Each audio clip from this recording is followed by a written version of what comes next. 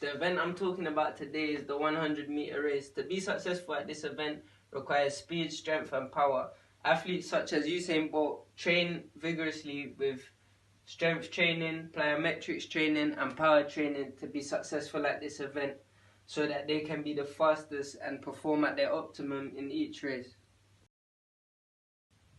Parkours are essential for the athletes to undertake, especially before 100-meter competitions and 100-meter training. This is because the demands placed on the body is so high and intense during 100-meter competitions and 100-meter training. The parkour assesses current athletes' health, previous injuries and current health conditions.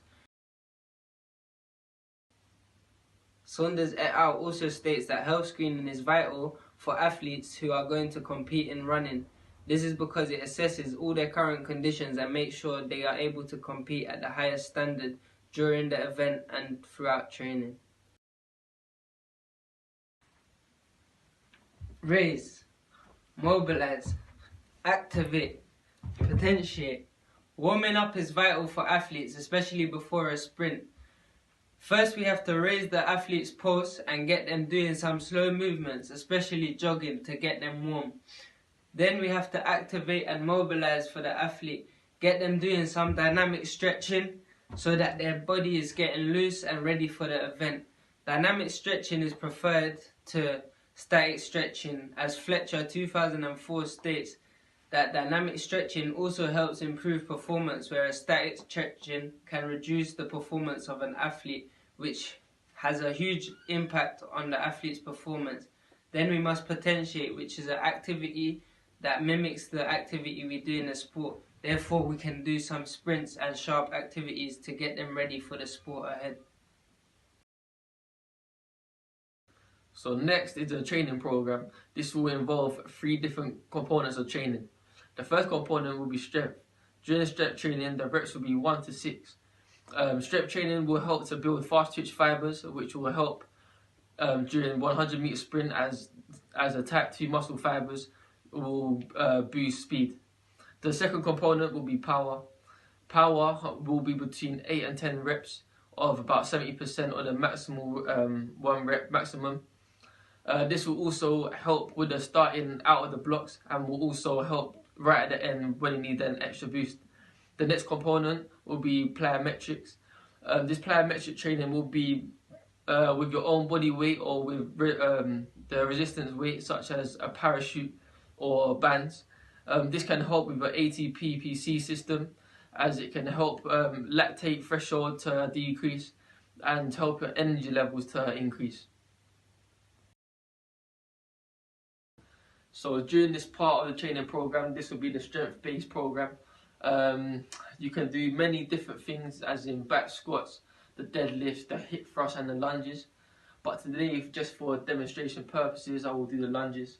Really, you're supposed to do about 70 to 80% of your maximal rep. But just for, again, demonstration purposes, I will just do the bar for now. So we're going to start with the lunges. Bring the bar over your head, that's as slowly. Rest it on your shoulders. Keep your back straight. Keep your legs out. Now you just want to step your one leg straight in front of the other. And once you do this, you want to go down, come back up, come back. And the next leg, same thing, come down, back up. But with strength training, then put this bar down. With strength training, you should make sure that you should do 4-3-2 or 4-2-1 tempo. This will help to utilize the muscles. So the next part of the training program will be power. This will help you in a lot of ways, as it builds fast twitch fibers, which is type 2 muscle fibers as well, which will help with speed. It will also help you come out of the blocks faster, and if you're losing a race, it will help you to put your foot down, exert more energy, and to hopefully win the race. Certain exercises that are also power could be deadlifts again, squats again, lunges and hip thrust. Now I will show you the back squat. If you get the bar behind your head again, you want to do the same tempo, 4-2-1, sorry. And then come down with 4, 1, 2, 3, 4, hold, 1, 2, up. But as you can see, the back squat, I got up faster than the lunges as it's for power. Plyometric training is the next phase of the training program. Plyometric training is using your body weight and doing explosive movements. Plyometrics is important within the 100 meters as it makes you more explosive and helps you, it forms fast twitch fibers and will help you in the drive phase of the race, which is driving out of the blocks and creating a considerable lead against your opponents. Plyometrics contains exercises such as box jumps, broad jumps, any jumping exercises or any bodyweight exercises with explosive movements. Now I'll demonstrate box jumps and broad jumps, which are vital for anyone trying to learn how to sprint and get in the strength training program for sprinting. Box jumps first. When performing the box jump, you want to lift your knees up, accelerate through your legs, and make sure you land on the box with bent knees.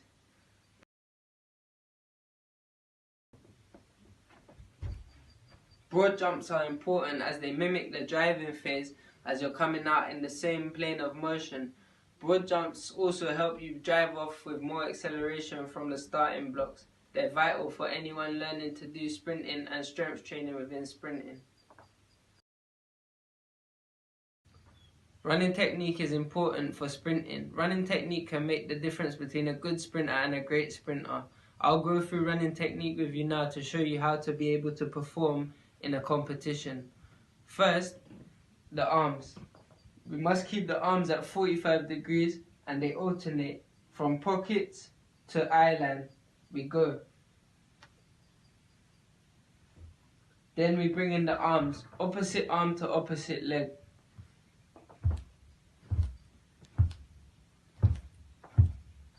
And another exercise to help an athlete or sprinter perform this and become more explosive, we use a step up and we use the same technique we learnt.